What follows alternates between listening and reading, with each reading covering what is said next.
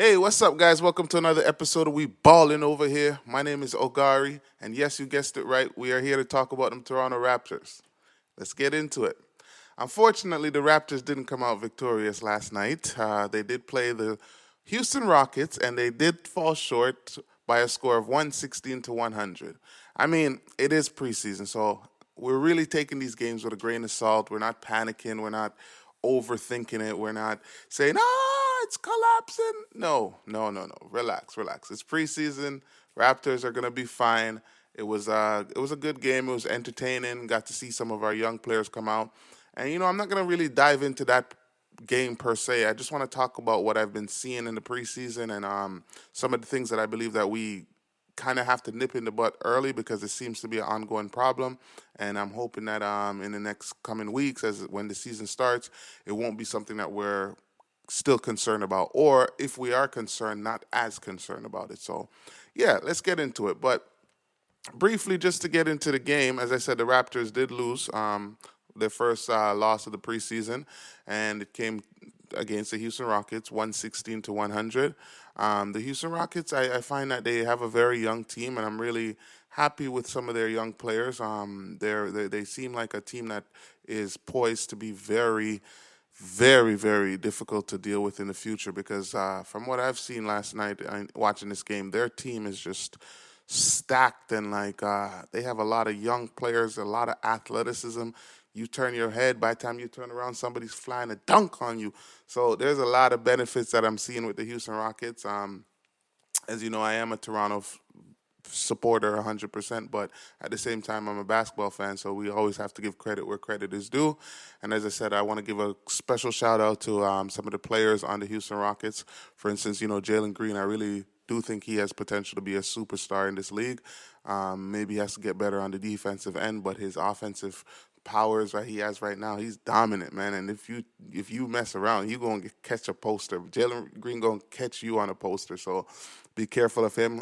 Kevin Porter Jr. I really like him as a young stud coming up as well. And they seem to be finding other talents. For instance, I wasn't even too sure about Tari Ason. I wasn't even too sure about him myself, but watching the game, I got a chance to see how he plays, and he can ball. So, a lot of positive on the Houston Rockets side. We're not just gonna discredit them and not act like they weren't a good team that the Raptors played. As I said, they're young, energetic, and I expect a lot from them in the next coming years. They are still young, but look out for the Houston Rockets. You heard me say it first, right here. Look out for the Houston Rockets. Now, let's get into them boys. Holla, holla. We them boys. Yeah. And at this time of the show, before I get a little further, I just want to say, guys, I really appreciate all the love I'm getting on this channel. It's growing. You guys are very supportive. The feedback's been good. And I look forward to continue to grow with you. So I do need you to subscribe, hit the notification button. Make sure you hit that bell so whenever I drop these videos, you're well aware. Thank you again for the support, and I'm looking forward to the continued support. I got some crazy things coming out in the future.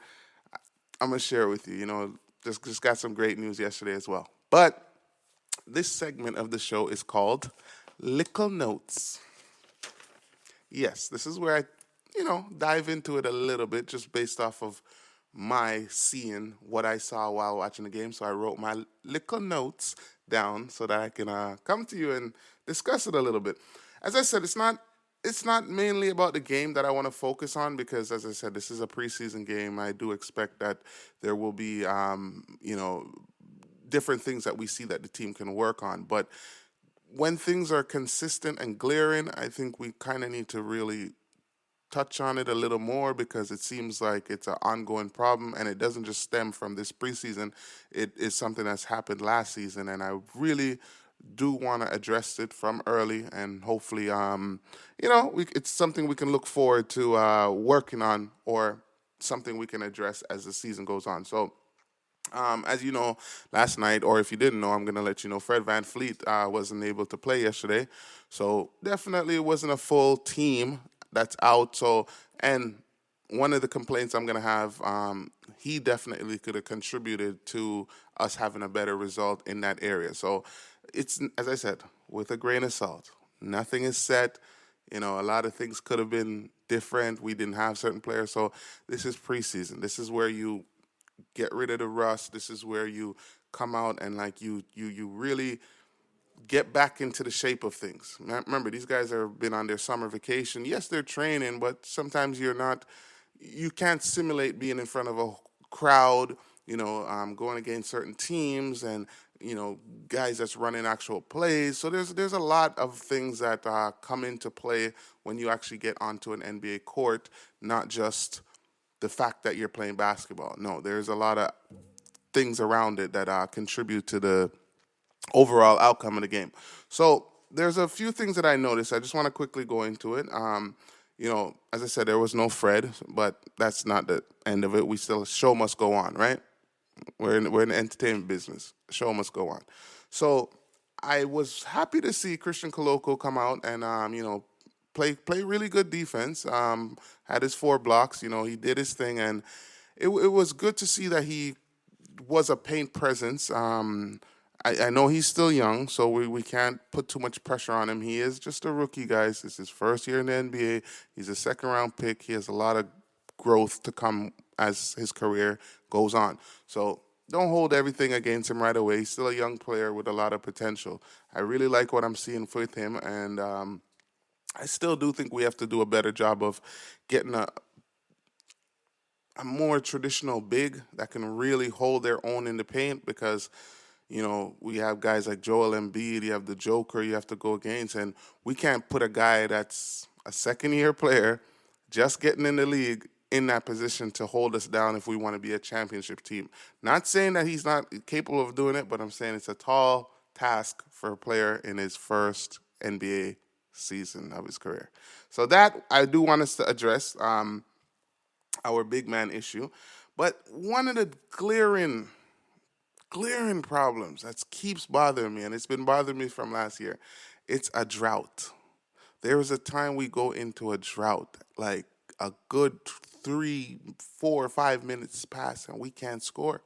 We can't get the shots we want. We're trying to draw fouls, and it's just not happening, and we go into this drought where we could have been up maybe, let's say, 5 points. By the time the drought's finished, we're down maybe 15, 12 points, because we're not scoring. The other team is also missing, but yet they're still scoring when the opportunity comes. And one of our hallmark of being a Raptors a team, or the hallmark of this team is their defense. So I can always hang my hat on the defense, but at the same time, there is some defensive lapse that happens. As the game goes on, you definitely, or as the season goes on, I'm pretty sure guys will be more locked in, more aware of what to do. So I'm not too concerned about the defense as an overall thing for the team, but the offense, that drought is a killer. It really is. Like at the end of the first quarter, it was already 1 for 7. The previous game, as I said, at halftime, it was 2 for 16. This is a problem. We don't have any solid shooters that can come in and just fill up the stat sheets or give the perception that don't leave this guy open because every shot's going in.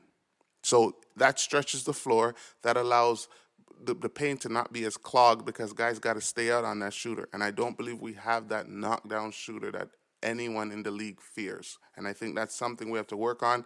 As I said, Fred VanVleet wasn't there, and he's actually known to be a knockdown shooter. So I'm encouraged to know that, hopefully it's something that he can, bring to the table when he gets back into the rotation.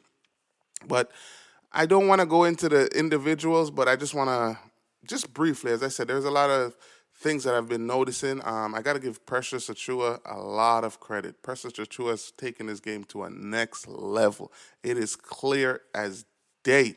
The handles, the drive, the composure, the everything. Sorry about that, guys. Had a little technical difficulties, but as I was saying, Precious Achiuwa, really taking his game to the next level.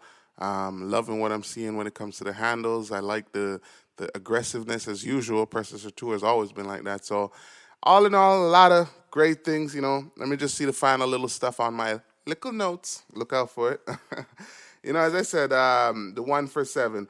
But my star player of the game, Delano Banton. Toronto's own, Delano Banton. T-Dot's own, Delano Banton. You balling, my guy. I love it. I love it. I love it. I want to see the defense tighten up, though. But the offense, oh, you going downhill at them. You putting pressure on them. Your mid-range shot. Star of the game, Delano Banton, Toronto's own. So, as I said, guys, we're just going to briefly talk about it. Sorry for the technical difficulties.